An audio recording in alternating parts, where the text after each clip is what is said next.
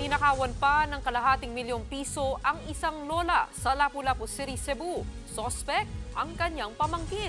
Nasa frontline ng balitang yan si John Aroa.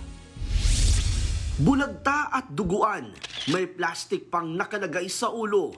Ganyan nadatnan ang bangkay ng isang senior citizen sa barangay Babag sa Lapu-Lapu City, Cebu nitong Sabado ng umaga. Ang mga gamit nito, gulo-gulo rin. Kinilala ang biktimang si Mildred Cañete, 60 anyos. May malaking sugat na nakita sa kanyang leeg. Pero base sa autopsy result, lumabas na namatay ang biktima dahil sa asphyxia o kakulangan sa oxygen. Posible raw na ang plastic ang ginamit sa pagpatay. Yung dugo niya, dito lumabas sa ulo niya.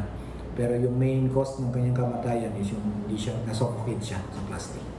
Nadiskubre ang krimen dahil di sumasagot si Nanay Mildred sa tawag ng anak noong Biyernes. Kaya nagdesisyon ng anak nito na puntahan ang bahay ng ina noong umaga ng Sabado. Ayon sa Lapu-Lapu City Police, pagnanakaw ang motibo ng krimen. Nawawala kasi ang perang kinita ng biktima sa negosyo na aabot raw sa kalahating milyong piso. Ang itinuturong sospek ang 24 anyos na pamangkin nito na si Brel Mondihar. Umaga ng Biyernes, nakita pa raw ang biktima na tinuturuan ng sospek magmaneho. Kinahaponan, isang malakas na kalabog sa loob ng bahay ang narinig ng mga kapitbahay. Nakita sa CCTV ang pagtakas ng sospek gamit ang kotse ng biktima. Natunton ang kotse sa parking lot ng Mactan Cebu International Airport. Nakalipad na pala papuntang Maynila ang sospek.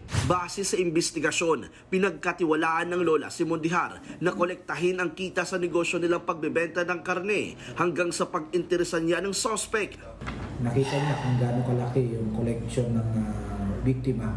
Kaya siguro yun yung naging motibo niya para gawin yung krimen.